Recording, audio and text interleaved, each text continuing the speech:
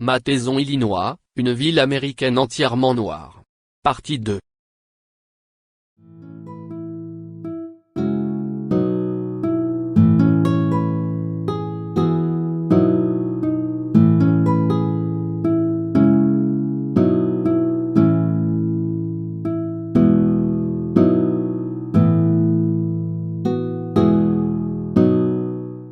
Voici un autre quartier noir américain typique ou commun.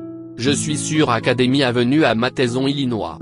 Dans une autre vidéo, j'ai montré un autre quartier noir américain à Matteson, Illinois.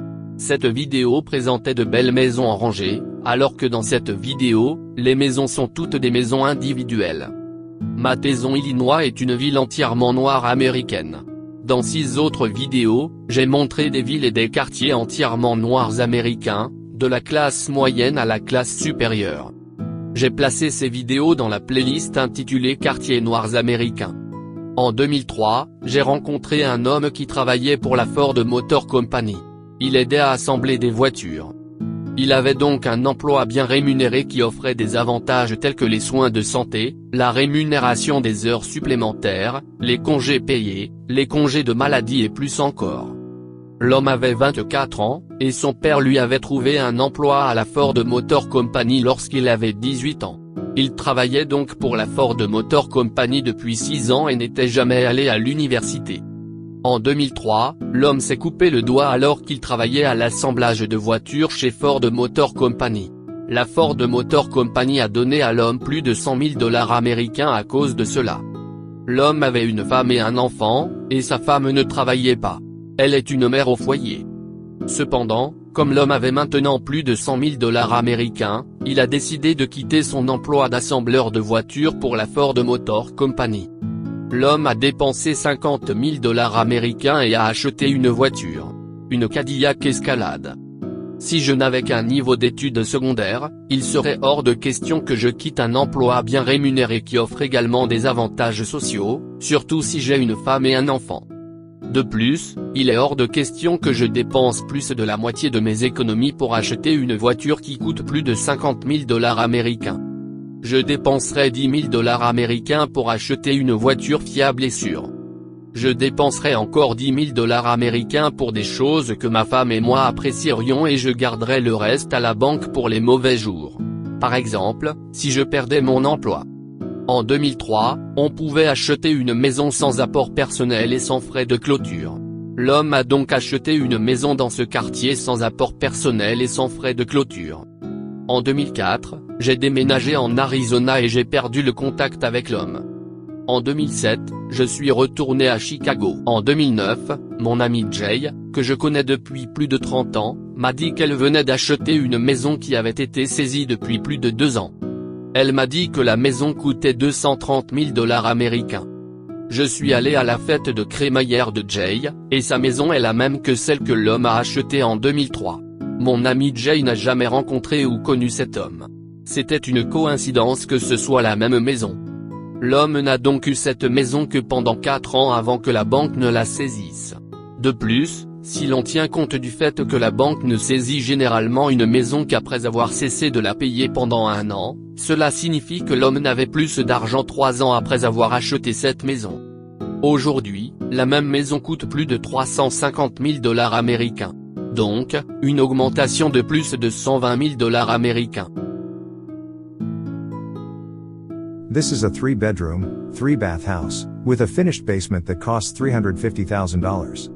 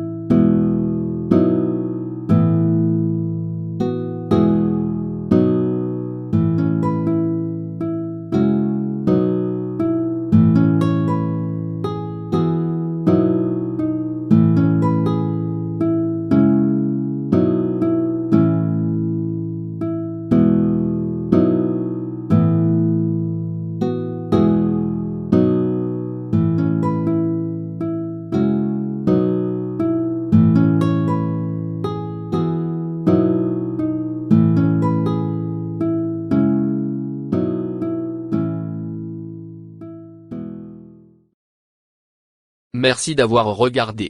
Veuillez cliquer sur le bouton j'aime, vous abonner, laisser un commentaire et partager cette vidéo. Pour tous mes téléspectateurs étrangers, la plupart des logiciels de traduction ne sont pas exacts à 100%. Donc, désolé pour les éventuelles erreurs. Pour obtenir une copie gratuite de ma musique, rendez-vous sur mon site web. N'oubliez pas que ma musique n'est qu'une musique de fond. Pour l'instant, ma musique est gratuite, mais si je dois commencer à payer pour des services supplémentaires, je devrais peut-être fixer un prix pour le téléchargement.